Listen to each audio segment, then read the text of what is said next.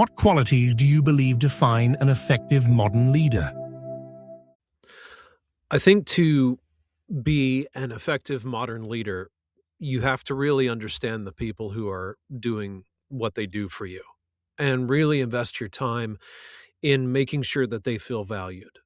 You can sit and bark a bunch of orders, you can tell people the way you want things done, but if you're not invested in them, if you don't make them feel like they're cared for and like they're appreciated and like they're valuable, they're not going to last very long. And you're just going to have a whole lot of problems. An effective leader takes a step back when they realize that somebody's doing something well, and they let that person do that thing.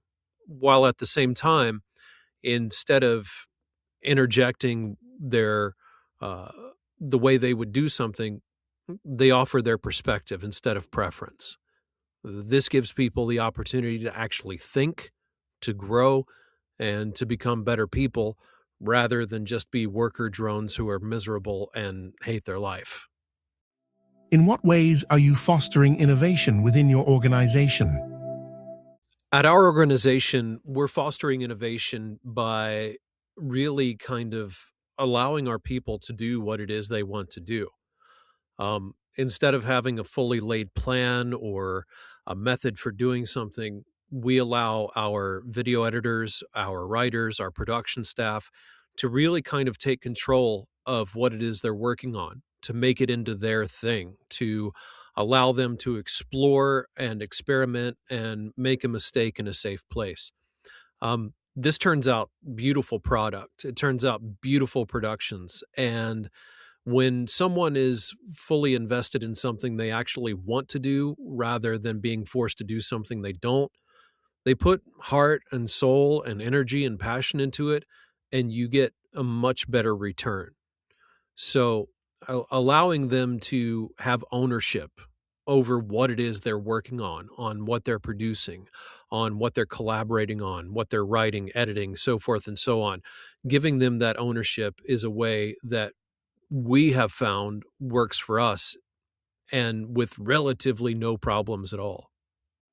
What external forces, e.g., regulation, consumer behavior, global markets, most affect your industry? In the business of media, radio, podcasting, etc., as technology evolves, it's really also kind of a detriment in some cases.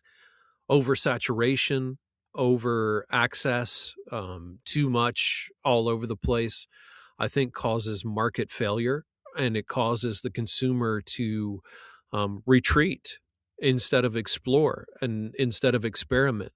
People get bogged down by ads and the next big thing and the next great app and the next great this and the next great that. And it's just too much these days for people.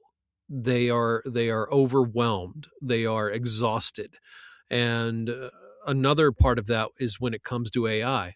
AI was fascinating at first. It was this new kind of toy to play with, but I think consumers are overburdened by it now, and the business itself, the people who are in it, are really being damaged by it.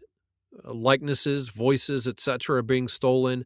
The work is being shortcutted, and people can tell a difference. And it's turning them away from people's products, and it's turning them away from really wanting to engage in media, in product, in what people are doing.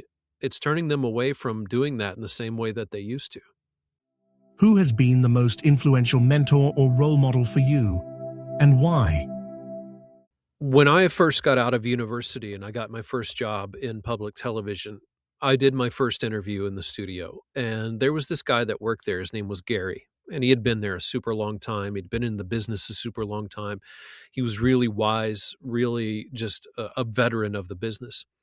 And I come out of that interview, and he was standing there, and I look at him and I say, "Gary, what did you think?" And he looked at me and he said, "It was absolute garbage." And for someone who's in their early 20s, just getting their first job, doing their thing for the first time, that can be hurtful, damaging even. But it was what he did next that made the difference.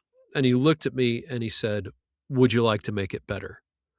And from there, he took time, he invested in me, he would help me, And really, I don't know if I would be where I am today without a person like that in my life, and I think that everyone should try to do that. When you have a great level of experience and a wealth of knowledge and you're really good at what you do, there's no reason why you can't share that with others to help them along.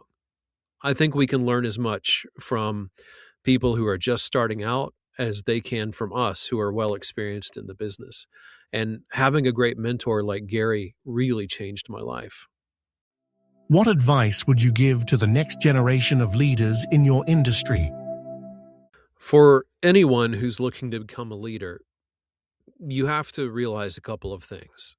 The world has changed. Media has changed. How we use it, how we ingest it, how we collaborate. Everything's changed. So it's up to you to invest in the people instead of the product. Invest in the person who is on your team, who is helping you, who is working for you, instead of focusing on the dollar. When you invest in people, when you make them feel valuable, when you make them feel important, when you make them feel like you're not lording over them or looking over their shoulder or stepping on their toes, they work better. They do better. They're more passionate. They're more caring about the product that they're producing, and they produce better product for you. Whether they're just starting out in an entry level role, whether they're mid level, whether they're a likewise colleague, make people feel valuable. Invest your time, genuine time and effort into the people who work with you and for you, and your work environment will be better, your product will be better, and you'll get better returns. Success is not measured in dollars and ROI. It's measured in people and whether or not they become better tomorrow than they were today. And you are a person who can do that for them.